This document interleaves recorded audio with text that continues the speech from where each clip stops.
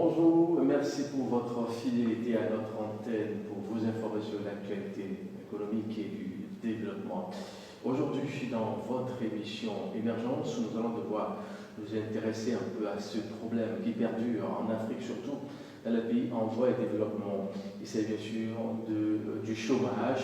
Qu'il faut-il faire concrètement pour venir à bout à ce problème-là? Notre invité, docteur Messi, avec lui, nous allons devoir aller dans les méandres, bien sûr, de ce terme. Il est bien sûr le patron de WANAM International. Merci de nous avoir accepté chez nous pour cet entretien. Alors, d'entrée de jeu, quel constat peut-on établir par rapport à la situation qui perdure en Afrique? Effectivement, l'écosystème économique en Afrique évolue et il y a aussi des circonstances atténuantes qui influencent, qui impactent sur cet écosystème. Alors, dans cet écosystème, nous avons la problématique de l'entrepreneuriat qui demeure la chose la plus impactante afin que les jeunes Africains qui sortent des milieux d'études puissent aujourd'hui eux-mêmes quitter de leur stade d'employé Oui. au stade d'entrepreneur. Je pense que c'est aujourd'hui ce qu'il faut voir dans cet écosystème entrepreneurial et le rôle que tout jeune doit avoir au lieu d'être un employé de service, tout au contraire s'orienter aujourd'hui dans l'aspect entrepreneurial qui est aujourd'hui l'outil essentiel pour lutter contre le chômage, pour lutter contre la précarité qui est dominante en Afrique. Alors, pourquoi le marché de l'emploi demeure toujours sélectif? Oui, c'est la problématique la plus aiguë parce que le marché de l'emploi en Afrique demeure sélectif. Tout d'abord, il faudra observer les statistiques. En Afrique, 9,6 millions d'étudiants sortent chaque année de l'université pour le marché de l'emploi. Mais nous avons un ratio de 3 millions d'emplois qui sont créés en Afrique chaque année. 3 millions d'emplois sur 9,6 millions d'étudiants qui sont à la recherche de l'emploi. C'est seulement 3 millions qui sont créés. Alors, il se pose vraiment un grand problème, une urgence aiguë anticipative. Il faut résoudre ce problème. Alors, pour le résoudre, je pense qu'il y a un problème qui se pose au niveau de l'inadéquation de la formation et de l'emploi, premièrement. Et il y a aussi le problème de l'employabilité qui est lié pour beaucoup de jeunes ou beaucoup de personnes parce qu'ils sont formés pour travailler uniquement dans des organisations, alors qu'ils devaient être formés pour être des créateurs des structures nouvelles dans l'écosystème économique de l'Afrique. Alors, beaucoup de jeunes qui sortent de l'université ne sont pas au fait créateurs. Ils sortent de l'université pour être employés dans des organisations existantes. Voyez? Alors que, normalement, lorsque tu sors d'une université, tu devais être un créateur d'emploi. Voilà, donc c'est vraiment la problématique aujourd'hui et l'urgence anticipative qu'il est question de résoudre. Voilà. Alors, comme vous venez de le dire, quel est bien sûr l'impact de cette situation sur les économies africaines et la population particulièrement? Oui, ça c'est très bien dit. L'impact sur l'économie africaine est assez sérieuse parce que cette situation a un sérieux impact sur les économies africaines parce que les économies africaines sont soutenues à 89% par le secteur informel, premièrement. Et surtout en Afrique francophone, seuls 32% de jeunes âgés entre 18 et 35 ans sont des entrepreneurs de nécessité. C'est-à-dire, Ils créent des structures justes pour qu'ils parviennent à subvenir à leurs besoins. Oui. Ouais, alors, il faut dépasser cette étape-là aujourd'hui. Il faut être un entrepreneur d'impact. Il faut être quelqu'un qui a une influence positive sur la situation économique de son pays. Lorsque vous créez quelque chose, ne le créez pas simplement parce que ça vous rapporte un bonus, une plus-value, un bénéfice. Créez parce que dans cette dynamique, vous voulez travailler à l'international, vous voulez offrir de l'emploi aux jeunes comme vous voulez apporter une connaissance, une formation, et aussi vous voulez impacter sur la société. Je pense qu'aujourd'hui, les économies africaines souffrent beaucoup des situations d'impact, parce que tout ce qui est créé n'a pas pour vocation de tirer vers le développement les jeunes. C'est créé juste pour une nécessité, pour un besoin.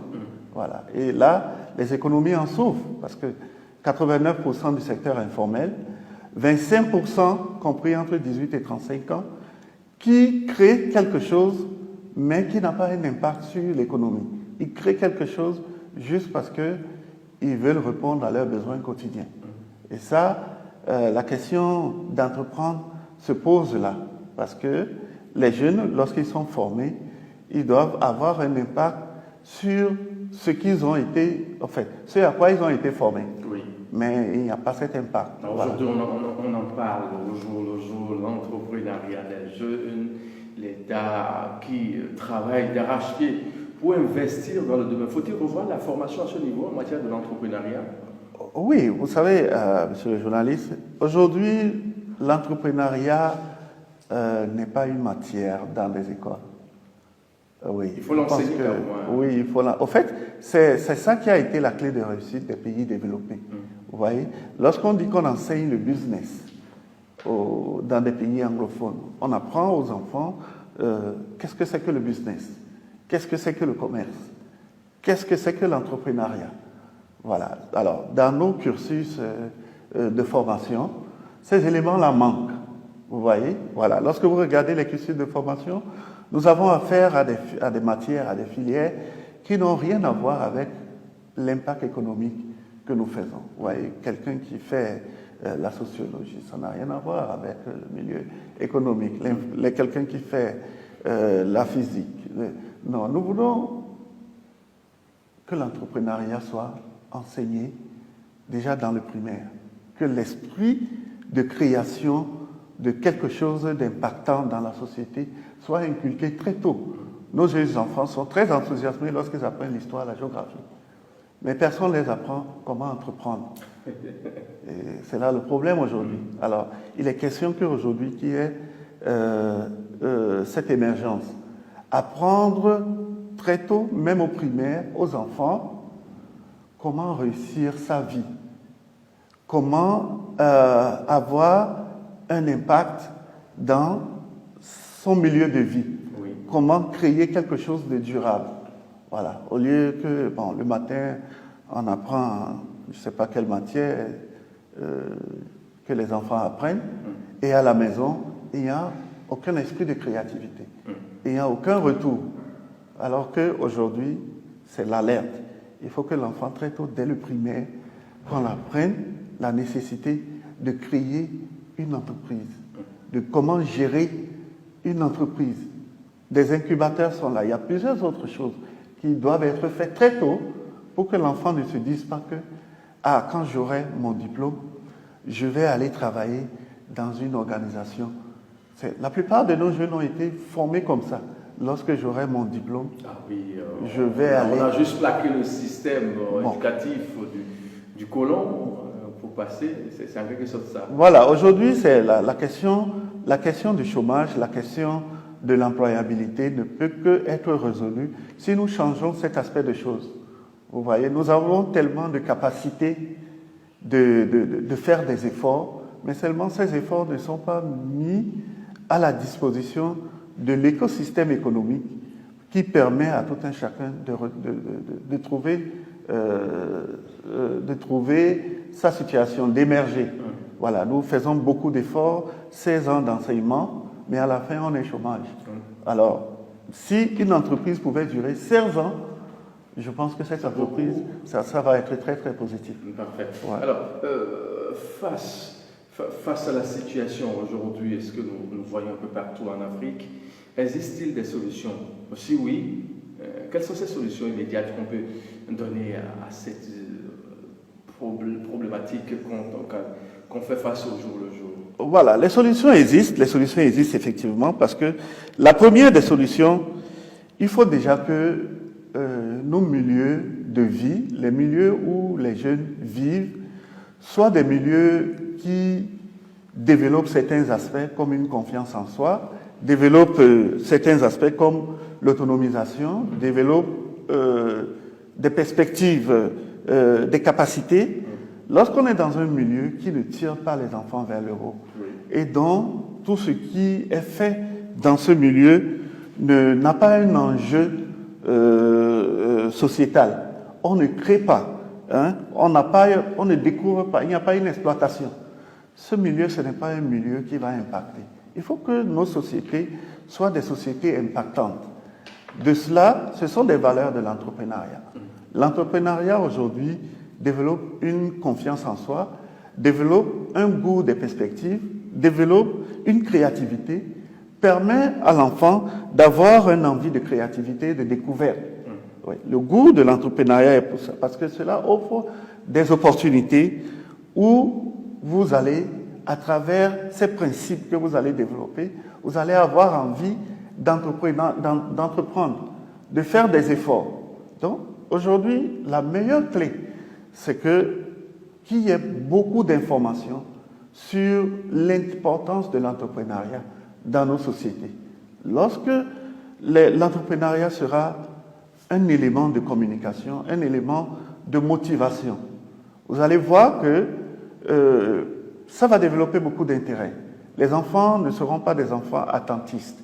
La plupart des jeunes qui sortent des universités, lorsqu'ils terminent leur cursus universitaire, ils attendent. Mon oncle va me trouver quelque chose. Hein? J'ai envoyé un CV par là. Cet esprit est en inadéquation avec l'esprit d'entrepreneuriat.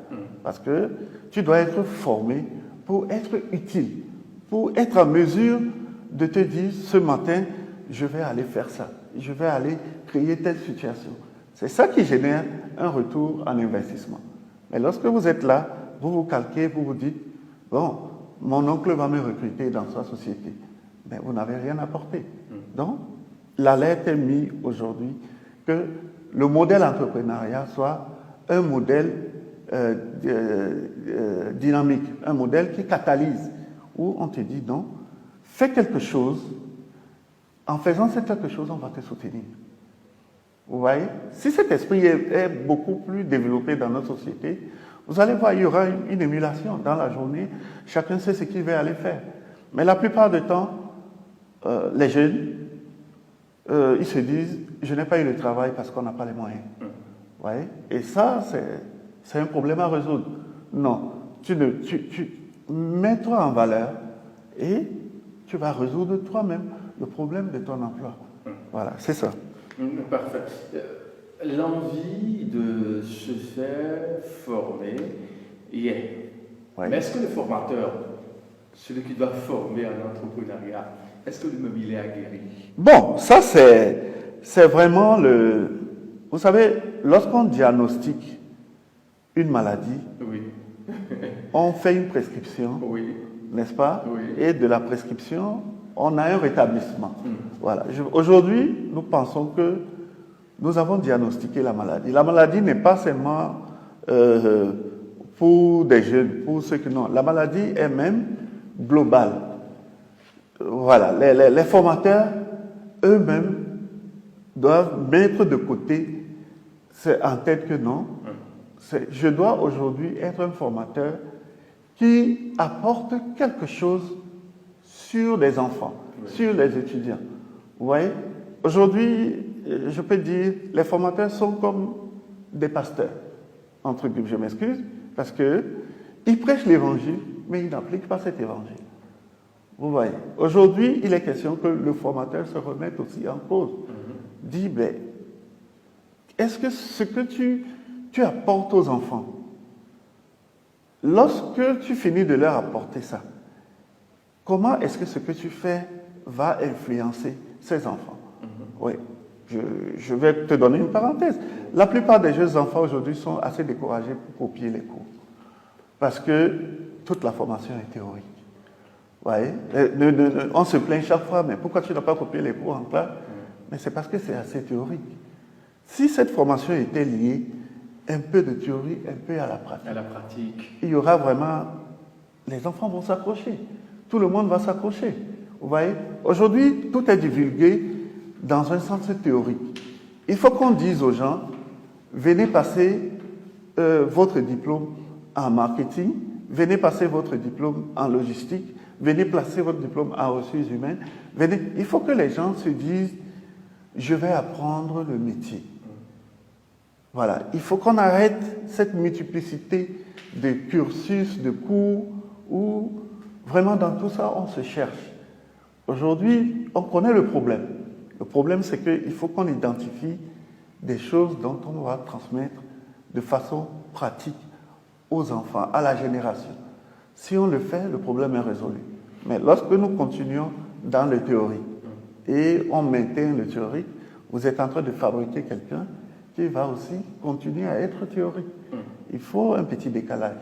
Voilà, c'est ça. Il faut bien sûr un petit décalage en matière de la formation, vous l'avez dit. Est-ce que cela ne vient pas relancer cet éternel débat portant sur les curricula de formation, dans les écoles de formation et autres? Bien sûr, bien sûr. Je pense que ça devait même être la priorité du gouvernement aujourd'hui parce que nous voyons que aujourd'hui, la situation pandémique nous impose même d'être créatifs. Parce que la pandémie a fait en sorte qu'aujourd'hui, le présentiel n'est plus la chose la plus partagée dans les milieux de formation. Vous voyez, on est tous dans les formations en ligne. Et pour prendre une formation en ligne, il faut aujourd'hui avoir un outil informatique, n'est-ce pas? Il faut avoir un portable, il faut avoir plusieurs autres outils pour que cela vous soit transmis. Et aujourd'hui, la pandémie a fait en sorte que nous n'apprenons plus simplement avec notre main.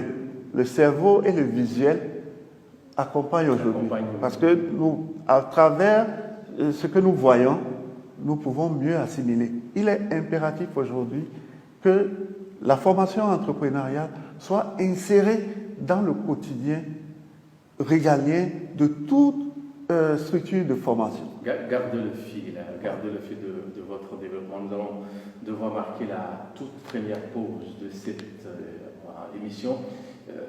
Émergence de ce jour, revenir dans la deuxième partie, bien sûr, dans une dizaine de minutes. À très vite.